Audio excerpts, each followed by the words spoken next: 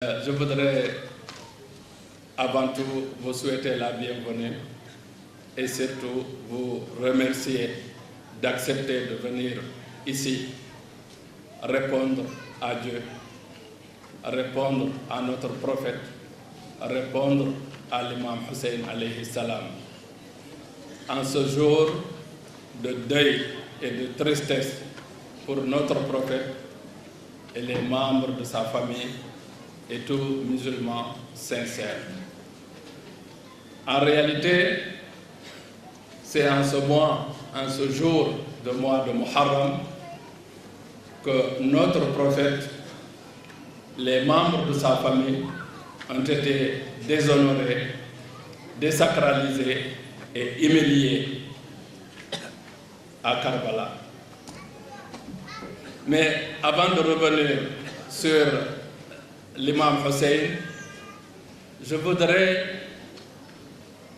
parler d'un certain nombre de points pour donner des pistes de réflexion à l'Assemblée. Parce que nous sommes aujourd'hui dans un monde qui est divisé en deux groupes. Nous avons un groupe qui a privilégié la raison, l'intelligence au détriment de la foi. Et nous avons un autre groupe qui a privilégié la foi au détriment de la raison. Et c'est ça qui a donné le résultat qu'il y a aujourd'hui partout dans le monde. Les guerres, les violences, la pauvreté, les maladies, les pestes et tout ça. Je voudrais attirer l'attention de tout le monde. Si vous regardez, toutes les religions parlent de la foi. Mais le Coran seul qui a la particularité que chaque page du Coran que tu tournes, tu trouves qu'on parle de l'intelligence. Dieu parle toujours, il dit à ceux qui intelligent, à ceux qui comprennent.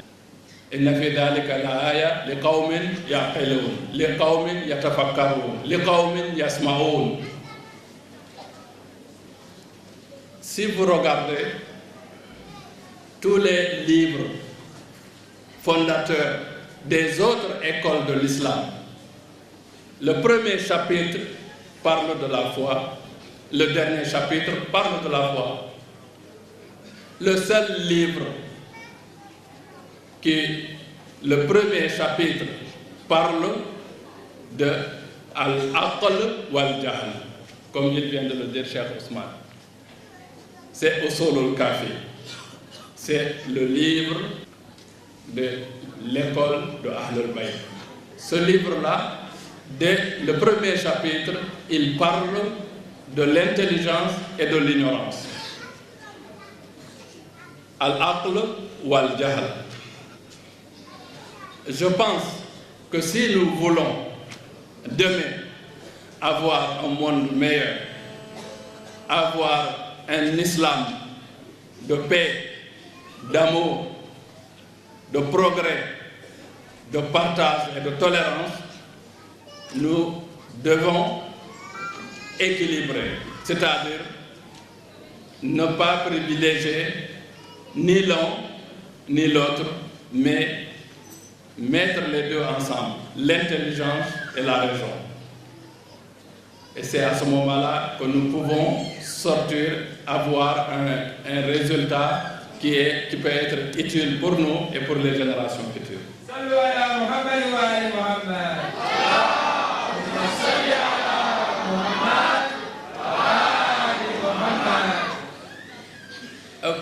Il faut qu'on comprenne qu'on est dans un monde qui est devenu un village, qu'il y a quelques années, on n'avait pas Internet, on n'avait pas les avions, on n'avait pas les moyens de communication que nous avons aujourd'hui. Donc, aujourd'hui, il suffit de faire un petit effort pour comprendre des vérités qui sont restés pendant longtemps cachés. Et c'est très important. Si vous regardez la période de la révélation a duré 23 ans. 13 ans à la Mecque et 10 ans à Médine. Les 13 ans de la Mecque, il y a eu à peu près au grand maximum 400 personnes qui se sont converties à l'islam. Et c'était des pauvres et des étrangers, comme Bilal, comme Salman et d'autres et d'autres. Et certains ont été persécutés, d'autres tués, massacrés, et ce qui a obligé à ces gens-là d'émigrer 2 fois en Abyssinie, chez le Négus. Là aussi, je voudrais vous dire que l'islam est venu en Afrique avant Médine. L'Afrique a joué un rôle principal, un rôle important dès le début de l'islam. Parce que quand vous regardez les livres de l'histoire, vous cherchez partout, vous ne trouvez pratiquement pas de traces de Bilal, de Salman, de Mekdad, c'est-à-dire des Noirs ou des Perses qui étaient autour du prophète. Pourtant, ces gens-là ont joué des rôles très importants. Parce que Bilal était le porte-parole de notre prophète, mais il était le trésorier du plus grand État islamique, donc l'équivalent de ministre de l'économie et des finances. Et pourquoi on ne voit pas l'histoire de Bilal dans nos livres? Mais ça, c'est une parenthèse. Ce que je voulais dire, maintenant, pendant 13 ans, le prophète n'a pas construit une mosquée à la Mecque. Il n'a pas organisé une armée. Le peu de personnes qui se convertissaient étaient persécutées et envoyées en Afrique.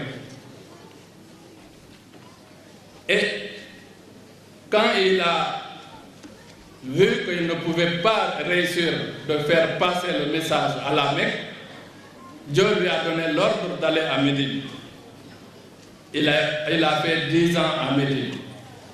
L'histoire a enregistré 80 et quelques batailles défensives que notre prophète a eu à faire à Médine. Là aussi, je voudrais attirer l'attention de tout le monde. Que notre prophète, il n'a jamais fait une guerre offensive. Contrairement à ce que beaucoup de gens pensent. Le prophète, toutes les batailles qu'il a eu à livrer, c'était défensif. La preuve, c'est que toutes les batailles se sont déroulées autour de Médine. Ça veut dire que les gens venaient de la Mecque, l'attaquaient et ils sortaient pour se défendre. Donc nous devons nous poser des questions. Pourquoi aujourd'hui nous avons un islam djihadiste? Parce qu'il ne faut pas aussi que nous soyons des consommateurs. Ou bien qu'on fasse comme le Coran nous dit, nous on a trouvé nos parents et puis c'est tout, on s'arrête là, on suit. Non. Le premier prophète que Dieu nous a envoyé, c'est notre intelligence. Chacun de nous, Dieu lui a donné une intelligence et il est capable d'analyser. Chacun de nous est capable d'analyser. Si maintenant il y a eu 80 et quelques batailles en 10 ans, si on divise ça par 10, ça veut dire pratiquement chaque mois il y avait une guerre. Si chaque mois il y avait une guerre à Médine, imaginez à l'époque, il fallait des sabres, il fallait des montures, il fallait organiser les gens en un mois. Et il fallait se battre, se défendre et gagner les batailles. Je vous ai donné une fourchette de temps. 23 ans, 13 ans à la Mecque, 10 ans à Médine.